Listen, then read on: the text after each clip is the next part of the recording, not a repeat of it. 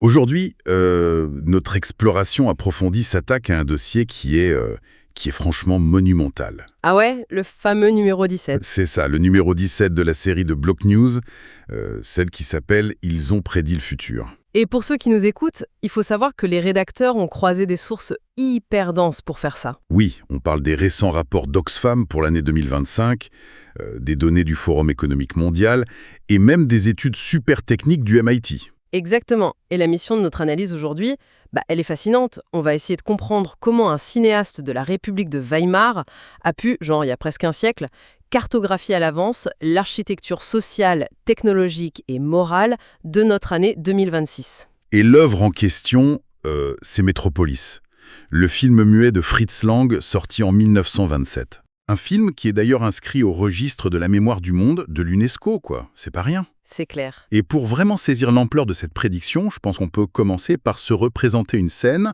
qui est directement tirée des données du dossier. Vas-y, je t'écoute.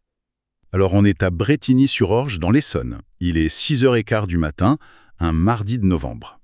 Et il y a un jeune homme de 29 ans que les rapports appellent Kevin, pour l'exemple, qui franchit les portes d'un gigantesque entrepôt logistique d'Amazon. Ouais, le genre d'endroit immense sans aucune fenêtre, quoi. C'est exactement ça. À l'intérieur, c'est juste un océan de néon blanc, et la température, l'hiver il fait 14 degrés, et l'été ça peut grimper jusqu'à 35 degrés. Et c'est là que le contrôle commence, non? Absolument. Kevin attache un petit scanner à son poignet, et à partir de cette seconde précise, sa journée ne lui appartient plus du tout. Ouais, l'appareil lui dit littéralement quoi faire à la seconde près. Voilà, ça lui dicte quel objet ramasser, combien de temps il a pour chaque geste. S'il marche trop lentement sur les 22 km, oui 22 km qu'il va parcourir, son taux de productivité chute sous la barre fatidique des 96%. Et les conséquences sont automatiques selon le rapport. Bah oui, 3 alertes en une semaine, c'est licenciement. Direct. Et le truc fou, c'est que pendant ce temps-là, à genre 15 km de là, dans le très chic 8e arrondissement de Paris, Jeff Bezos dort peut-être paisiblement dans son appartement de 1200 mètres carrés. Ce qui illustre parfaitement cette réalité. Deux mondes qui existent en même temps, à quelques kilomètres l'un de l'autre, mais qui ne se croisent absolument jamais. Jamais, ouais. Et c'est précisément là que le dossier de Block News frappe un grand coup, en fait. Il souligne que cette scène exacte, cette dichotomie parfaite entre l'élite et le travailleur de l'ombre, c'est pas juste une métaphore de science-fiction. Attends, tu veux dire que c'est littéralement dans le film? Ouais, ça a été filmé par Fritz Lang à 99 ans. L'analyse démontre que Metropolis s'est passé du statut d'œuvre d'art visionnaire à un véritable plan d'urbanisme et de management pour notre époque. Décortiquons un peu tout ça, si tu veux bien. Parce que, puisqu'on a établi ce contraste quand même saisissant entre l'entrepôt de Kevin en banlieue et l'appartement parisien du grand patron, faut qu'on regarde comment cette ségrégation, elle s'inscrit dans la géographie même de nos villes. C'est un concept central chez Lang, tu vois. Oui, dans les textes qui analysent le film, on rappelle souvent que dans Métropolis, le pouvoir, il s'exprime avant tout par la verticalité. Tout à fait. Et si l'on relie cela à la vision globale des rapports d'Oxfam, on s'aperçoit que Lang avait compris ça bien avant l'économie hypermondialisée. Il avait saisi que la ségrégation économique, c'est fondamentalement une ségrégation spatiale. Dans le film, les élites vivent littéralement dans les nuages, non? Exactement, elles sont en haut, dans des tours de verre étincelantes, avec des jardins suspendus, des stades grandioses, alors qu'à l'inverse, les travailleurs, eux, vivent en bas. Sous terre. Sous terre, ouais, dans des blocs gris, monotones. Ils portent tous le même uniforme et ils actionnent des machines géantes. Les deux mondes sont physiquement séparés. C'est vraiment comme un iceberg gigantesque, en fait. Pour ceux qui nous écoutent, imaginez un iceberg où seule la pointe, magnifique, et au soleil, est habitée par une poignée de privilégiés. C'est une super métaphore. La base, elle est énorme, elle est indispensable pour faire tenir le tout, mais elle reste figée, invisible dans le noir et l'eau glacée. D'ailleurs, le dossier cite une phrase très forte du personnage de Maria dans le film. Elle dit, attends, je retrouve la citation, ah voilà.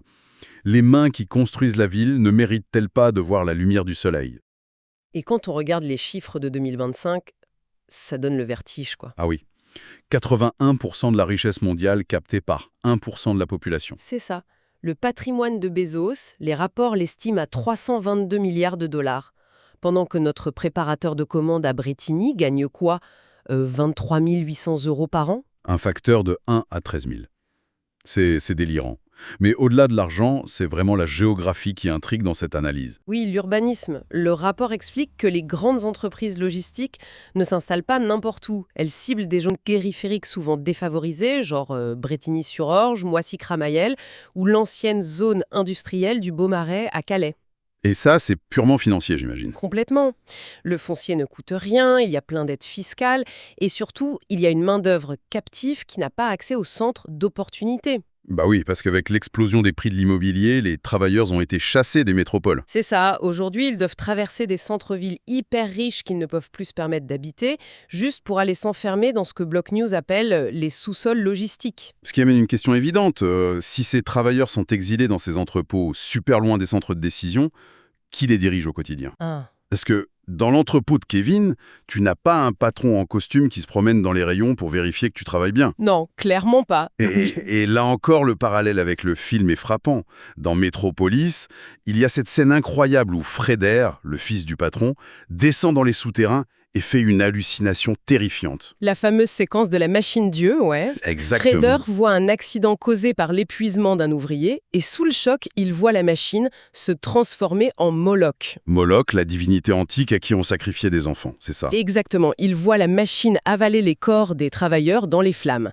C'était l'allégorie de l'industrie naissante pour Lang, mais, et c'est là que c'est fou, le Forum économique mondial de 2025 montre que Moloch est toujours là. Il est juste devenu invisible. Entrepôts, les livraisons, le travail des données, avec 112 millions d'emplois directement dégradés par cette algorithmisation. Ouais, c'est énorme. Mais techniquement, comment un bout de code arrive à pourrir les conditions de travail à ce point? On pourrait se dire que c'est juste un logiciel d'emploi du temps, quoi. Oh, c'est bien plus pernicieux que ça. L'algorithme ne dit pas juste quoi faire, il mesure les temps de trajet au centimètre près avec des capteurs, il calcule les micro-pauses de Kevin entre deux scans. Il intègre même des données prédictives, non? Oui. Et le truc, c'est qu'il n'a aucune conscience. Pas d'empathie, mais pas de sadisme non plus. C'est juste de l'optimisation mathématique pure. Réduire le coût, maximiser le flux. Le corps humain n'est qu'une variable dont il faut extraire le rendement maximum avant que la fatigue ne fasse baisser les statistiques. C'est comme si on confiait l'entreprise à un thermostat hyper cruel, en fait. Comment ça? Au lieu de réguler la température pour que tout le monde soit à l'aise, ce thermostat, il règle le niveau d'épuisement. S'il détecte que le corps de Kevin peut supporter un rythme un tout petit peu plus élevé sans effondrer tout de suite, hop, il monte la cadence d'1 degré. C'est une super image. Et quand l'humain casse, avec les 3 alertes automatiques, le licenciement tombe par email. Sans aucune intervention humaine. Pas de RH, pas de discussion pour dire « écoutez, je suis fatigué en ce moment ».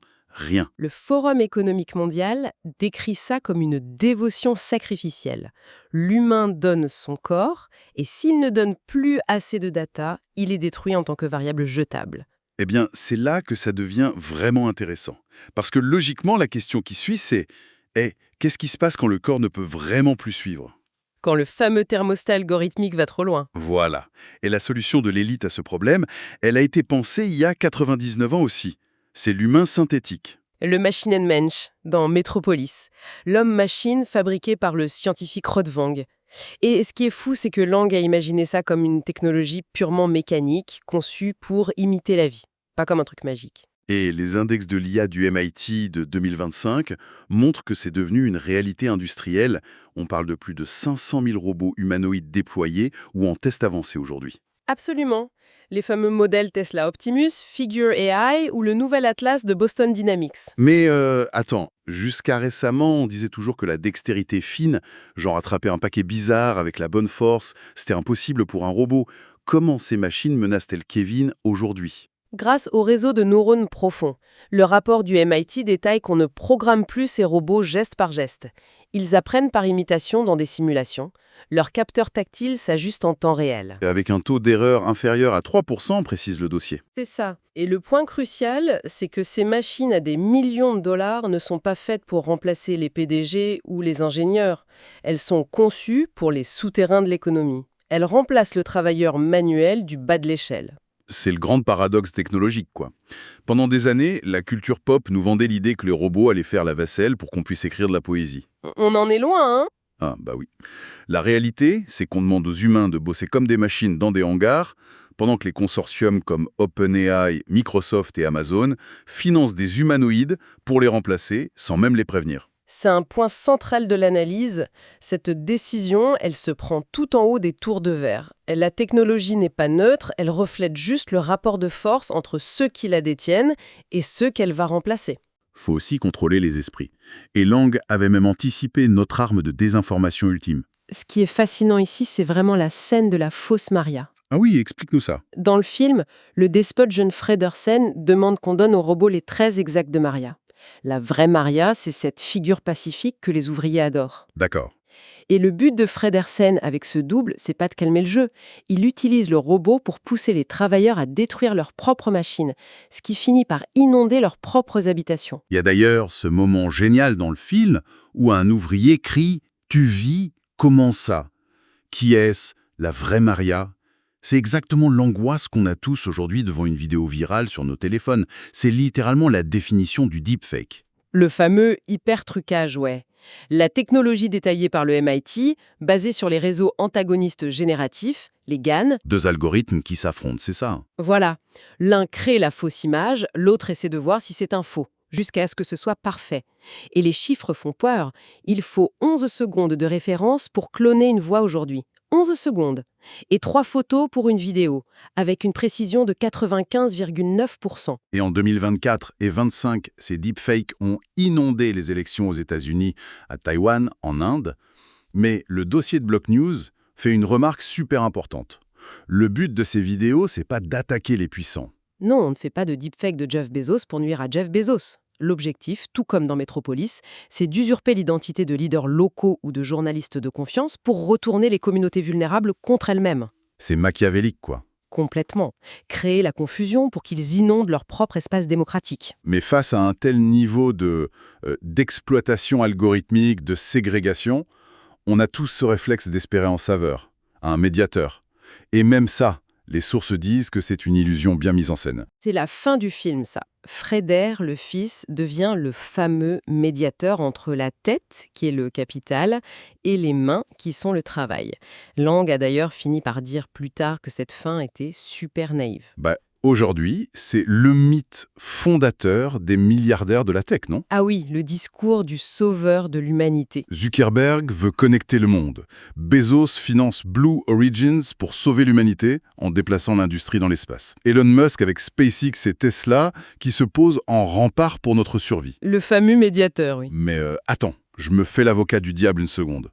On pourrait se dire que ces milliardaires y construisent des vraies choses.